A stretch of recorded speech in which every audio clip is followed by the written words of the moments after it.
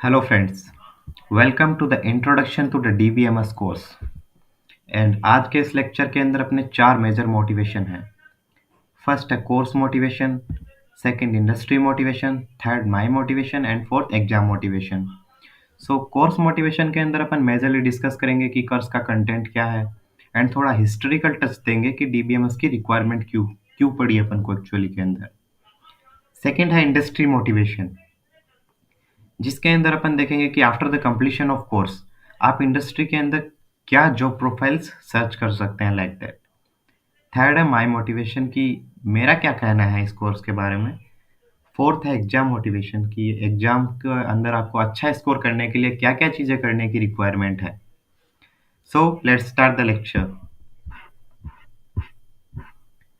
सो मैं lecture start करता हूँ एक सवाल से। What is DBMS and how does it will be helpful in the practical lifestyle? मैं पहले सवाल का आंसर देता हूँ। What is DBMS? DBMS is a tool to store data very effectively. यहाँ पे इफेक्टिवली का मतलब मैं आपको एक एग्जांपल से समझाता हूँ। लाइक एक एक्स कॉलेज है और कॉलेज के अंदर दो दोस्त जाते हैं जो कि रूममेट्स भी है। अब उनमें से एक दोस्त काफ़ी व्यवस्थित तरीके से रहने वाला है और दूसरा वाला काफ़ी अव्यवस्थित तरीके से रहने वाला है। लाइक वो आते हैं कॉलेज के अंदर, अपने कपड़े चेंज करते हैं एंड एक अपने डायरेक्ट बिस्तर के ऊपर फेंक देता है एंड दूसरा वाला जो रहता है वो अपने कपड़ों को अलमीरा के अंदर अच्छे से समेट के रखता है।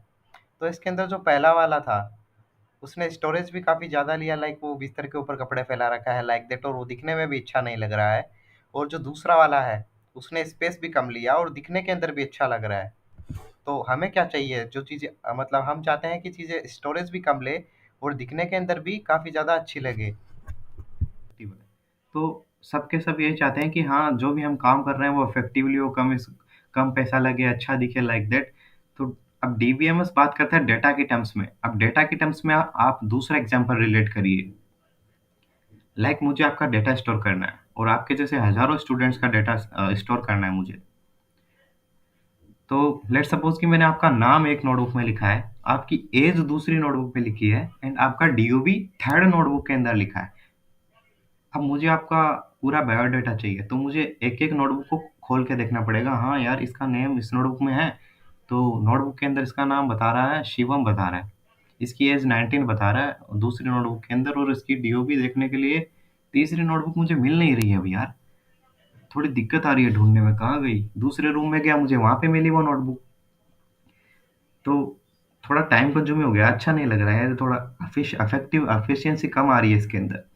तो इसके लिए बेटर उपाय क्या होगा कि मैं एक ही नोटबुक के अंदर आपका नाम, पता, एड्रेस सब कुछ लिख दूँ।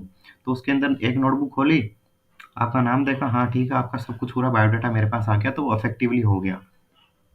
तो ये आप डेटा की टर्म्स के अंदर देख सकते हो। तो डीबीएमएस इज़ ए टूल। ये एक ऐसा टूल है जो कि डेटा को बहुत इफेक्टिवली यूज़ करता है। लाइक बहुत ज़्यादा ईज़ी टू यूज़ होगा आपके लिए, आपको ज़्यादा हेडेक नहीं होगा। लाइक जैसे आप वो नोटबुक जा रहे थे किसी तीसरे कमरे में ढूँढने के लिए। तो अब डेटाबेस के एप्लीकेशंस कौन-कौन यूज़ कर रहा है आज के दिन इसे प्रैक्टिकल लाइफ़ के अंदर? पहले मैं इसका दूसरे सवाल का आंसर देता हूँ। And does it will be helpful in the practical lifestyle? हाँ, ऑब्वियसली यस है। क्यों? क्योंकि बैंकिंग इसे यूज़ कर रहा है ट्रांज़ैक्शंस का डेटा स्टोर करने के लिए। एयरलाइन्स इसे यूज़ कर रहा है, यूनिवर्सिटीज़ यूज़ कर रही है, जो सेल्स कर रहे हैं वो यूज़ कर रहे हैं, ऑनलाइन रिटेलर्स यूज़ कर रहे हैं ऑर्डर ट्रैकिंग, कस्टमाइज़ रिकमेंडेशंस के लिए। मैन्युफैक्चरिंग मैन्युफैक्चरिंग वाले यूज़ कर रहे हैं अपने प्रोडक्शन का डेटा स्टोर करने के लिए। उनकी इन्वेंटरीज़ कहाँ-कहाँ पे है, वो स्टोर करने के लिए कितने ऑर्डर्स आ रहे हैं, वो स्टोर कर रहे हैं। उनका सप्लाई चेन के अंदर कौन-कौन मेंबर्स है, उनका डेटा स्टोर कर रहे हैं। ह्यूमन रिसोर्सेज वाले कर रहे हैं, लाइक एम्प्लॉय का नाम, पता, एड्रेस, उसको कितनी सैलरी दी जा रही है और उसका टैक्स कितना कट रहा है like that. So in the practical world everyone is using database management system और डीबीएमएस। सो एक कोर्स का इंपॉर्टेंस तो आप समझ ही पा रहे होंगे। अब कुछ पैरामीटर्स है जिससे कि अपन पहचान सकते हैं कि हाँ ये गुड डेटाबेस है। लाइक अपने वो जो 2 स्टूडेंट्स थे उसके केस में था कि हाँ वो बंदा अच्छे से आगे जचा रहा है, तो वो गुड पैरामीटर था। बट अब डेटा के टर्म्स में क्या-क्या चीज़ें होनी चाहिए वो अपन देख रहे हैं। सबसे पहला है ड्यूरेबिलिटी। ड्यूरेबिलिटी का मतलब है कि थोड़ा लंबे समय तक चलना चाहिए। वो ऐसा नहीं कि आपने डेटा स्टोर किया और किसी कारणवश वो डेटा मतलब गायब हो गया या फिर अब आप उसे वापस से रिट्रीव नहीं कर पा रहे। इसका मैं एग्ज़ाम्पल आपको आगे दूँगा, डोंट वरी। सेकंड है स्केलेबिलिटी। इसके अंदर आप लंबे समय तक लाइक सालों-साल डेटा चलना चाहिए, 50 साल चल रहा है, 100 साल चल रहा है। अभी हिस्ट्री की बुक्स आपको मिलेगी, वो कितना पुराना डेटा है, लेकिन वो अभी तक आपको अवेलेबल है। अगर वो स्केलेबल नहीं होता तो अभी तक गायब हो जाता। फिर है सिक्योरिटी कि आपका डेटा सिर्फ़ आप ही तक सीमित रहना चाहिए। ऐसा नहीं कि वो सबको प्राइवेटली अवेलेबल हो रखा है। लाइक जैसे अगर रेलवे वाले हैं, वो अपने कस्टमर्स का डिटेल लीक कर देंगे, तो क्या होगा? बवाल हो जाएगा। तो सिक्योरिटी होना आवश्यक है। रिट्रीवल, आपने जो स्टोर डेटा किया है, उसे आप अच्छे से देख भी पाओ। लाइक किताब खोला, हाँ, आपने किताब के अंदर नाम लिखा था, अब वापस से किताब खोल रहे हो, तो उसे इस तरीके से लिखो कि हाँ, वापस से पढ़ पा रहे हो आप। ऐसे नहीं कि आपने उर्दू फ़ारसी के अंदर लिख दिया कि आप वापस समझ ही ना पा रहे हो। Ease of use, consistency, efficiency and cost, जो कि अच्छे डेटाबेस की निशानी है, और इसके बारे में कोर्स के अंदर अपन डिटेल में चर्चा करेंगे। मैनेजमेंट ऑफ डेटा और records is a basic need for human society, so true. Storage करते हैं, रिट्रीवल, ट्रांज़ैक्शंस के लिए भी डेटा मैनेजमेंट होता है, ऑडिट और आर्काइवल। आर्काइवल में भी आप लोगों को पता नहीं, आर्काइवल होता है कि एक लाइब्रेरी होती है, बड़ी लाइब्रेरी, उसके अंदर जो बुक्स के जो ब्लॉक्स होते हैं, उन्हीं को आर्काइवल कहा गया है। और डेटा स्टोर करना किस-किस के लिए हेल्पफुल है? लाइक एज़ अ इंडिविजुअल भी ये काफ़ी हेल्पफुल होता है। लाइक लाइक अगर मैं एक फैमिली मैन हूँ, तो मेरे घर में कितना दूध आ रहा है, कितना चाय आ रहा है, कितना कितना इलेक्ट्रिसिटी बिल आ रहा है, कितना मंथली एक्सपेंसेस आ रहा है, कितना एक्स्ट्रा मेरे पैसे लग रहे हैं मंथली। तो वो सबका मैं रिकॉर्ड रखना प्रेफ़र करूँगा, ताकि मेरे एक्सपेंसेस मैं कैलकुलेट कर पाऊँ और उसी के हिसाब से फ्यूचर प्लानिंग कर पाऊँ। एंड सेकंड ऑप्शन है कि small and big enterprises, like किराने की दुकान वाला आप एग्ज़ाम्पल ले सकते हैं, वो सबका डेटा एक बुक के अंदर स्टोर करके रखता है कि हाँ, राधेश्याम जी के ₹5000 बकाया है, लिख लेता हूँ। राधेश्याम जी ने 5000 में से ₹1000 मुझे वापस दे दिए, काट के 4000 कर देता हूँ। राधेश्याम जी ने 4000 का उधार मुझे फिर से ले लिया, 8000 कर देता हूँ। Like that. तो वो छोटे दुकानदारों के लिए भी ये इम्पोर्टेंट है। And globally like banking banking वाले ग्लोबली चलते हैं, तो वो तो करते ही हैं। तो अभी मेजरली प्रैक्टिस के अंदर 2 अप्रोचेज़ है डेटा को स्टोर करने के लिए। फर्स्ट है फिज़िकल बुक कीपिंग वाला, और सेकंड है इलेक्ट्रॉनिक, जो भी आप electronic pen drives, laptops, computers के अंदर डेटा स्टोर करते हो। तो सबसे पहले अपन देखते हैं बुक कीपिंग। तो वो दुकान वाला मैंने एग्ज़ाम्पल आपको बताया कि वो दुकानदार कैसे सभी का रिकॉर्ड रखता है कि हाँ, उनके इतना उधार है, उन्होंने इतना पैसा दे दिया है, इतना सामान आया है, इससे आया है, इसको इतने पैसे दे दिए हैं, इससे इससे इतने पैसे लेने हैं। Like that. तो ठीक है, बुक कीपिंग ठीक है, तो फिर यार सभी बुक कीपिंग क्यों नहीं कर रही है? जो बड़ी-बड़ी आईटी कंपनीज़ है, ये भी तो बुक कीपिंग कर सकती है, क्यों नहीं कर रही है ये? तो फिर इसका सबसे बड़ा प्रॉब्लम फर्स्ट है durability. Physical damage to these registers is a possible due to rodents, humidity, wear and tear. Like अगर आपने 1000 आपके पास किताबें हैं, आप उसे ऐसा तो है नहीं कि डेली के डेली चेक कर रहे हो। आप उसे कहीं न कहीं स्टोर करोगे ऑब्वियसली। अब वहाँ पे बैडली कोई चूहे आ गए, उन्होंने भाई उन्हें काट दिया। आपका डेटा गया खत्म। आपने डेटा तो स्टोर किया था, लेकिन वो गायब हो गया समहाउ एनी रीज़न। तो इसके अंदर ड्यूरेबिलिटी का इश्यू है। सेकंड है scalability, very difficult to maintain for many years. Some shop have numerous registers spanning over years. Like इसके अंदर ये भी इश्यू रहता है कि कॉपी पेन मतलब जो नोटबुक रहते हैं, वो खराब हो जाते हैं, कुछ सालों बाद उनके पेज अपने आप फटने लगते हैं। तो इसका स्केलेबिलिटी लॉन्ग टाइम के लिए ये ठीक नहीं है। लाइक कुछ पर्टिकुलर ईयर्स के लिए चलता है, बट लंबे लंबे समय के लिए ये ठीक नहीं है। थर्ड है security, susceptible to tampering by outsiders. Like अगर मेरे किराने की दुकान है, और मैंने मेरे फ्रेंड को कहा कि यार पिछले महीने मेरे 4 लाख का प्रॉफिट हुआ है। मेरा फ्रेंड आया दुकान में, नोटबुक था उसके अंदर पूरा हिसाब था, मेरा प्रॉफिट लॉस कितना लिख रखा है मैंने। उसने नोटबुक खोली और उसने देखा यार मेरे 3 लाख का घाटा चल रहा है, लॉस चल रहा है। फिर उसने कहा यार तू तो झूठ बोलता है वगैरह वगैरह। तो यार मैं नहीं चाहता कि मेरा डेटा किसी को पता चले, समझ रहे हो? अब है third retrieval, time consuming process to search for a previous entry. Book के अंदर आपको एक एक पेज पलट के देखना पड़ेगा। लाइक राधे श्याम जी के 5000 बकाए थे, मैंने पचासों पेज पलटे, आधे घंटा लगा मुझे उनका नाम ढूँढने के अंदर। तो मैं नहीं चाहता मुझे इतना समय लगे, मैं चाहता हूँ कि मेरे पास कुछ ऐसा उपाय हो, जिसके अंदर मैं कम समय के अंदर ढूँढ पाऊँ कोई भी चीज़ें, जो भी डेटा मैंने स्टोर किया है वो कम समय के अंदर मैं ढूँढ पाऊँ। Consistency prone to human errors, इसका मैं राधेश्याम जी का एग्ज़ाम्पल देना प्रेफ़र करूँगा कि मैंने राधेश्याम जी का हिसाब लिखा कि उनके 5,000 बकाया है। राधेश्याम जी ने मुझे वापस लौटा दिए 4,600 रुपए। तो उनके अब बचे 400 रुपए। फिर राधेश्याम जी एक दिन मेरे पास फिर से आए। उन्होंने कहा, यार 4,000 का सामान दे दे और 4,000 रुपए उधार में लिख ले। तो पहले मैंने उनके 3,600 जमा, मतलब 4,600 जमा करके 400 लिख दिए थे, क्योंकि 400 ही बचे थे 5,000 में से। तो फिर उन्होंने 4,000 का उधार और ले लिया मेरे से। तो फिर मैंने क्या किया कि मैंने सोचा कि मैंने 400 तो लिख दिया है, अब एक ज़ीरो और लगा देता हूँ, तो 4,000 हो गए। तो फिर वो जो 400 रुपए का लॉस था, वो लॉस रह गया मेरे। तो इसके अंदर ह्यूमन एरर्स हो सकते हैं। इसको मैं आपको समझाना चाहूँ तो स्प्रेडशीट खोल के समझा सकता हूँ, क्या कहना चाह रहा हूँ। Wait a minute.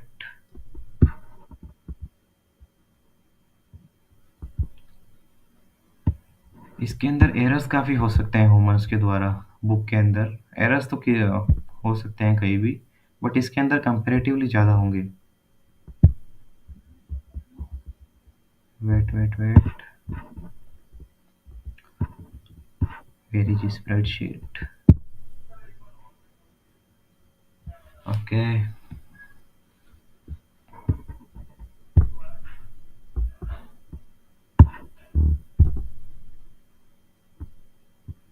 Why it's not opening?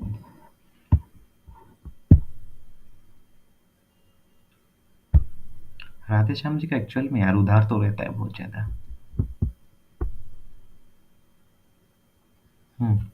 Okay, अभी समझाता हूँ।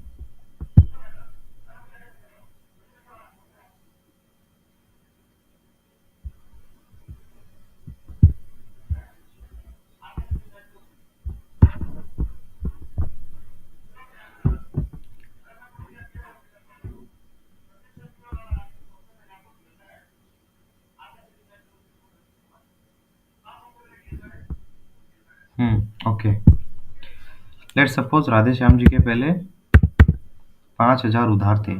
उन्होंने मुझे डिपॉजिट कितने कराए? 4,600। तो मैंने 5,000 में से 4,600 काट दिए नोटबुक में, तो कितने बचे? 400 रुपये। तो मैंने ये जो 5,000 थे, इसे अपडेट करके 400 कर दिया। ठीक है, अब उनका उधार 400 बचा। फिर एक दिन राधेश्याम जी मेरे पास फिर से आए। उन्होंने कहा, यार 4,000 का सामान मुझे और दे दे और उन्हें उधार में चढ़ा दे। ठीक है, तो मैंने उधार में चढ़ाने लगा तो मुझे 400 दिखा। तो मेरा दिमाग किस तरीके से काम किया, मैंने सोचा 400 लिख दिए, एक जीरो और लगा देता हूँ, तो 4,000 हो गए। लेकिन एक्चुअली के अंदर कितने होने चाहिए थे? 4,400। तो इस तरीके के एरर हो गए उसके अंदर। तो बुक्स कीपिंग के अंदर इस तरीके के एरर काफ़ी कॉमन है, तो ये प्रोन टू ह्यूमन एरर है, इसके अंदर कंसिस्टेंसी नहीं है। तो फिर दूसरी चीज़ है spreadsheet files, a better solution. लोगों को लगा हाँ ये बढ़िया सॉल्यूशन है, बेटर सॉल्यूशन है, बेस्ट नहीं है, ध्यान रखना। Spreadsheet softwares like Google Sheets, due to the disadvantage of maintaining ledger registers, organizations dealing with huge amount of data shifted to using spreadsheet softwares for maintaining their records in files। तो लोग अभी spreadsheet software के ऊपर आ गए, जो कि huge amount के अंदर डेटा स्टोर करते थे वो लोग। अब इसके अंदर देखते हैं वही सेम पॉइंट्स। ड्यूरेबिलिटी इसके अंदर अच्छा है एंड लेस प्रोन है। ऐसा नहीं है कि इसके अंदर मतलब है ही नहीं कि आपका डेटा खराब ही नहीं होगा, फिजिकल डैमेज होगा ही नहीं। हो सकता है, लेकिन वो चूहे वाला नहीं होगा इसके अंदर, और ह्यूमिडिटी वाला नहीं होगा, क्योंकि ह्यूमिडिटी से आपकी डिवाइस खराब नहीं होगी और चूहे आपके डेटा को काट नहीं सकते। बट अगर आपकी डिवाइस पानी में गिर गई, तो अगर वाटर प्रूफ नहीं है तो आपकी ड्यूरेबिलिटी जाएगी। तो इसके अंदर durability compare to book keeping अच्छा है। फिर है scalability, easier to search, insert and modify records as compare to book ledgers. इसके अंदर ईजियर सर्च लाइक, इसके अंदर अभी तो मैंने कुछ लगा नहीं रखा है, बट इसके अंदर कुछ फिल्टर्स होते हैं। अगर आप वो फ़िल्टर्स लगा दोगे तो आप आसानी से डेटा को फाइंड कर लोगे कि हाँ, कि वो राधेश्याम जी का यहाँ पे है। इतना समय नहीं लगेगा, जैसे मुझे पहले बुक कीपिंग में आधा घंटा लगा था राधेश्याम जी का रिकॉर्ड निकालने के लिए। इसके अंदर बस मुझे कुछ सेकंड्स लगेगी। तो इसके अंदर स्केलेबिलिटी अच्छा है और काफ़ी काफ़ी ज़्यादा समय तक ये चल पाएगा। खराब नहीं होगा, अगर ये फिज़िकल डैमेज नहीं है तो खराब भी नहीं होगा। Security can be password protected. इसके अंदर मेरा दोस्त आके नहीं देख पाएगा कि मेरे घाटा हो रहा है, क्योंकि मैंने लगा रखा है इसके password. Ease of use, consistency, consistency इसके अंदर भी गारंटी नहीं है, but spreadsheets are less prone to mistakes. Like उस तरीके की गलती यहाँ पे भी हो सकती है, वो 400 वाली कि मैंने अपडेट करते हुए 400 को 4000 कर दिया। लेकिन नोटबुक्स के अंदर क्या है कि वो काटा-पीटी करते हैं तो थोड़ा मेसी हो जाता है चीज़ें। तो नोटबुक्स के अंदर ज़्यादा प्रोन टू एरर्स होता है। तो फिर हमने फाइल सिस्टम को छोड़ा क्यों? इसके पॉइंट्स देखते हैं। Lack of efficiency in meeting growing needs of people. With rapid scale up of data, there has been considerable increase in the time required to perform most operations. Like अगर millions में data होगा तो spreadsheet को भी time लगेगा हर चीज़ करने के लिए, क्योंकि ये एक सॉफ्टवेयर है, इसके अंदर भी order of complexity is defined है। द टिपिकल स्प्रेडशीट फाइल में have upper limit of the number of रोज। इसके अंदर एक फिक्स नंबर ऑफ रोज और फिक्स नंबर ऑफ कॉलम्स है, अगर उससे ज़्यादा डेटा है तो आप इसके अंदर स्टोर नहीं कर सकते। ये भी इसका ड्रॉबैक है। Ensuring consistency of data is a big challenge. Like consistency का मैंने समझाया था कि वही 400 का 4000 करने वाला, वो इसके अंदर भी हो सकता है, और एक लार्ज अमाउंट ऑफ डेटा के अंदर उसे आइडेंटिफाई करना ये भी चैलेंज है। No means to check violations of constraint in the face of concurrent processing. ये मैं आपको अच्छे से समझाना चाहता हूँ, 1 मिनट रुकिए, just wait for a minute. But मेरे सॉफ्टवेयर ओपन क्यों नहीं हो रहे? Wait a minute. मेरे पास एक पूरा एक एक्सेल डेटा है, उससे समझाता हूँ आपको।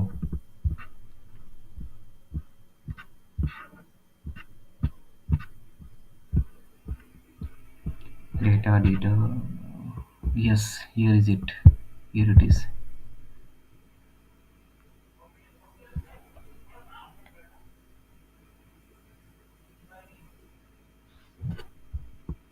ओपन हो रहा है।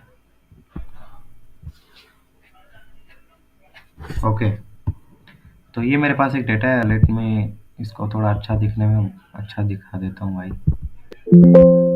पहले ये कर लो। ये मेरे पास डेटा है ब्लैक पेपर का। ब्लैक पेपर यानी काली मिर्च, कि कितने शहर में कितनी काली मिर्च हो रही है और उनका प्राइस वगैरह क्या है।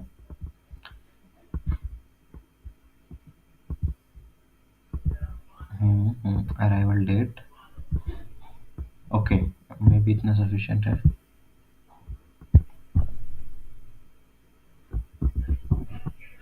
तो यहाँ पे क्या लिखा हुआ है? No means to check violations of constraint in the face of concurrent processing. यहाँ पे वायलेशंस का मतलब क्या है मैं बताता हूँ। लाइक अपन चाहते हैं कि अराइवल डेट के अंदर सिर्फ डेट आए और कुछ नहीं आए, लाइक यहाँ पे कोई नाम नहीं लिख दे अपना। अब मैं यहाँ पे क्या करता हूँ, मैं इसको चेंज करता हूँ, मैं लिख देता हूँ आयुष। ये क्या हुआ भाई, यहाँ पे तो डेट आनी चाहिए थी, बट यहाँ पे मेरा नाम क्यों आ रहा है? ये चीज़ें इसके अंदर नहीं अपन मैनेज कर सकते, क्योंकि ये सॉफ्टवेयर है, इसके अंदर चीज़ें पहले से डिफाइंड है किस तरीके से क्या चीज़ करनी है। तो उन्होंने इसे अलाउड कर रखा है, यहाँ पे आप नेम लिख सकते हो। बट डेटाबेस के अंदर अपन कोडिंग करके एक्सप्रेस, मतलब डेटाबेस इसी तरीके से कोडिंग करके बनाया गया है कि वहाँ पे अगर आप डेट नाम का कुछ लगाओगे तो उसके अंदर सिर्फ वो डेट इनपुट लेगा। ऐसा नहीं कि वो डेट के अंदर नेम ले लेगा, वो आपको एरर दिखाएगा अगर आप यहाँ पे नेम लिखोगे तो ये एक इसका ड्रॉबैक है फाइल सिस्टम का। Unable to give different permission to different people in a centralised manner. ठीक है, ये भी समझाता हूँ मैं। लाइक मेरा एक बिजनेस पार्टनर है, मतलब 10% का, ये ज़्यादा नहीं है। अब मैं चाहता हूँ कि उसे पता चले कि अ, मैं कौन-कौन से स्टेट से कस्टमर ले रहा हूँ, कौन-कौन से डिस्ट्रिक्ट से ले रहा हूँ और वो कौन से मार्केट में जा रहे हैं और कमोडिटी क्या है। मैं सिर्फ़ उसे 4 चीज़ें बताना चाहता हूँ। मैं उसे आगे की चीज़ें नहीं बताना चाहता। तो तो मैं कैसे करूँगा यार ये? फ़ाइल सिस्टम के अंदर क्या पॉसिबल है ये? क्या मैं आधे कॉलम उठा के उसे भेज दूँ?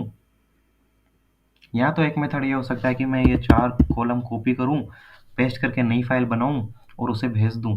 लेकिन क्या इसी फ़ाइल के अंदर कुछ पॉसिबल है? नहीं यार, ये तो फिर यही हो गया कि पूरी फ़ाइल डाउनलोड करके आपको पूरी फ़ाइल भेजनी पड़ेगी, जिसके बाद तो पूरा डेटा उसको एक्सेस होगा, है ना? तो ये भी एक ड्रॉबैक है। इसके अंदर आप पर्टिकुलर कॉलम्स आप किसी को नहीं दिखा सकते, पूरा ही दिखाना पड़ेगा डेटा। और अगर सिस्टम क्रैश हो गया तो वाई वाई आपकी फाइल तो कहीं सेव ही नहीं हो रखी है, तो फिर मतलब सिस्टम के अंदर सेव हो रखी है, तो फिर फाइल आपकी गायब। तो ये कुछ इसके ड्रॉबैक्स है, और इन सबको देखते हुए अपन को एक ऐसा प्लेटफॉर्म बनाना पड़ा जिसका नाम है डेटाबेस मैनेजमेंट सिस्टम, जो कि कंस्ट्रेंट्स का भी ध्यान रखे, लाइक डेट है तो डेट ही है उसके अंदर, और अगर सिस्टम भी क्रैश हो जाए तो भी वो थोड़ा सर्वाइव कर पाए, उसके चांसेस अच्छे हो सर्वाइव करने के। और एक ऐसा ऐसा उसके अंदर परमिशन का एक ऐसा सिस्टम हो कि मैं चाहता हूँ कि सिर्फ इतनी चीज़ उसे दिखे, तो सिर्फ उतनी ही चीज़ एक पर्टिकुलर बंदे को शो करे, ना कि उसे सब कुछ पूरा डेटा खोल के दिखा दे।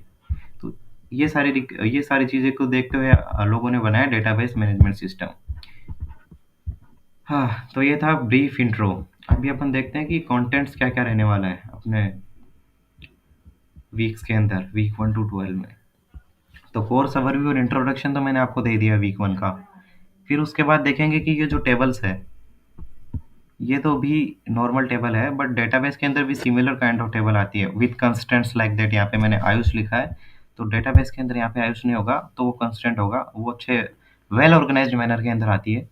तो उसके अंदर से डेटा फेच कैसे करना है, लाइक यहाँ पे तो आप कैसे करोगे देखोगे, या फिर कुछ फिल्टर लगाओगे यहाँ पे, सॉर्ट एंड फिल्टर, फिल्टर, हाँ। अब यहाँ पे आपने फिल्टर लगा दिया, देख रहे हो डिस्ट्रिक्ट क्या चाहिए मुझे, डिस्ट्रिक्ट चाहिए मुझे, और सिर्फ बेंगलोर चाहिए। तो अब यहाँ पे फ़िल्टर लगा दिया, तो सिर्फ आपको बेंगलोर वाले शो करेंगे। लेकिन डेटाबेस के अंदर आप कोडिंग से चीज़ें बाहर निकालते हो, उसके अंदर पूरी प्रोसीजर डिफाइंड है कि आपको अगर ये चीज़ चाहिए, उसके लिए आप ये कोड लिखिए तो वो आउटपुट मिलेगा आपको। लाइक आपको मैनुअली ऐसे जाके जाके करने की आवश्यकता नहीं है जैसे इसके अंदर कर रहे हो। फिर एडवांस एसक्यूएल सीखेंगे, relational algebra, entity relationship model. Entity relationship model कुछ नहीं है, एक डायग्रामेटिक रिप्रेजेंटेशन है। फिर है normal forms and functional dependency, most important topic for the DBMS course. फिर एप्लीकेशन डेवलपमेंट के अंदर डेटाबेस का क्या यूज़ है, किस तरीके से करते हैं। स्टोरेज मैनेजमेंट, लाइक आप किस तरीके से डेटा को स्टोर करो कि अगर आपका सिस्टम भी क्रैश हो जाए, तो एकदम कम से कम एरर हो आपको, लाइक उसे रिकवर कर पाओ आप। फिर इंडेक्सिंग एंड हैशिंग, इंडेक्सिंग में भी आपको पता होगा कि नोटबुक के अंदर आप चैप्टर नाम लिखते हो और वो कहाँ से कहाँ तक है, पेज नंबर उसका स्टार्टिंग और एंडिंग लिखते हो। उससे होता है कि आपको एक-एक पेज पलट के देखना नहीं रहता कि ये चैप्टर कहाँ पे लिखा था मैंने। जस्ट आप इंडेक्स पे जाइए, वहाँ पे देखिए हाँ, ये मैंने 58 पेज नंबर से स्टार्ट है, तो आप डायरेक्ट 58 पेज नंबर ओपन करोगे। Transactions, backup and recovery and query optimisation, तो ये सारे टॉपिक्स हैं जो अपन इसके अंदर करने वाले हैं टीबीएमएस कोर्स के अंदर। और in last SQL is an procedural language. Procedural language होती है कि वो पहले से डिफाइंड है कि आपको क्या क्या कोड लिखना है। आपको डिफाइन नहीं करनी है कि हाँ इफ एल्स वाले स्टेटमेंट आपको नहीं लगाने हैं। जैसे कि आप अगर पाइथन करते हो, तो उसके अंदर आप खुद का बनाते हो कि नहीं यार, अगर ये चीज़ होगी तो ये करना है, ये चीज़ होगी तो ये चीज़ करना है। बट एसक्यूएल के अंदर ये चीज़ पहले से डिफाइंड है कि ये चीज़ होगी तो ये करना है, ये चीज़ होगी तो ये करना है। बस आपको सीखना है कि हाँ, ये चीज़ है तो मुझे ये यूज़ करना है, ये चीज़ होगी तो ये यूज़ करना है। थोड़ा वो हो गया होगा, मिक्सअप हो गया होगा। अपन आगे कंटेंट में जाएँगे तो आपको समझ आएगा। Okay, so course motivation completed, now come to industry motivation. तो इसके अंदर मेरा क्या सुझाव है कि जब आप ये कोर्स कंप्लीट कर लोगे तो इंटर्नशिप्स तो आपको मिल जाएगी, और इसके अंदर जॉब प्रोफाइल्स हो सकती है डेटाबेस एडमिनिस्ट्रेटर, जिसके अंदर स्किल्स रिक्वायर्ड है, एसक्यूएल आपको थोड़ा बहुत आना चाहिए, नॉर्मलाइजेशंस के बारे में पता होना चाहिए, रिडंडेंसी, नॉर्मलाइजेशन रिडंडेंसी कम करने के लिए होता है लाइक दैट। तो इंडस्ट्री के अंदर आप इस तरीके की इंटर्नशिप ढूंढ सकते हो, और ये मिल तो जाएगी आपको अगर आप ट्राई करोगे तो। और मेरा इस कोर्स के बारे में ये मानना है कि ये बेस्ट कोर्स है। This course is the best theory course compared to the all tutors that are available on YouTube in terms of deep understanding. Actually के अंदर इसके जो प्रोफेसर ने जो स्लाइड्स दिए हैं ना, उनका जो कंटेंट है ना, एक नंबर है, कहीं नहीं मिलने वाला आपको यूट्यूब के ऊपर। इस लेवल की डीप कंटेंट है वो, एक एक लाइन का मतलब है। तो मैं आपको ये सजेस्ट करता हूँ कि आप स्लाइड्स को अच्छे से पढ़िए और उन्हें समझिए लेक्चर्स देखने के बाद प्रोफेसर के। और एग्जाम के बारे में मेरा यही सजेशन है कि एक्टिविटी क्वेश्चंस को लगाइए, प्रैक्टिस असाइनमेंट सोल्व करिए, ग्रेडेड असाइनमेंट सोल्व करिए वीकली थ्योरी कंप्लीट करने के बाद। और इससे आपको कॉन्फिडेंस मिलेगा और स्कोर भी मिलेगा, दोनों के दोनों मिलेंगे एग्जाम के अंदर। लाइक आप ये करिए कि जैसे आपने वीक 1 की थ्योरी कंप्लीट कर ली, उसके बाद आप एक्टिविटी क्वेश्चंस लगाइए पहले, सबसे पहले, फिर उसके बाद प्रैक्टिस असाइनमेंट लगाइए, एंड उसके बाद ग्रेडेड असाइनमेंट लगाइए। और जिस भी चीज़ के अंदर आपको डाउट है उसके लिए आप ओपन सेशंस देख सकते हैं, जो कि डीबीएमएस आईआईटीएम चैनल के ऊपर किए जाते हैं। और इन द एंड मैं आपको यही चीज़ बोलना चाहता हूँ कि डीबीएमएस ईजी भी है, हार्ड भी है और अच्छा सब्जेक्ट भी है। ईजी उनके लिए है जो डिसिप्लिन्ड है, लाइक वो एक्टिविटी क्वेश्चन कर रहे हैं, लेक्चर्स देख रहे हैं, पीए जीए लगा रहे हैं। और हार्ड इग्नोरेंट पीपल्स के लिए, लाइक वो कुछ नहीं कर रहे, इग्नोर मार रहे हैं। और इन इन ऑल गुड है सबके लिए अगर आप स्टडी कर रहे हो। सो ये था आज आज का अपना session. Thanks for joining introduction to DBMS session. And अपन इसी तरीके से आगे भी सेशंस कंक्लूड कर ऑर्गेनाइज करवाते रहेंगे। So thank you all.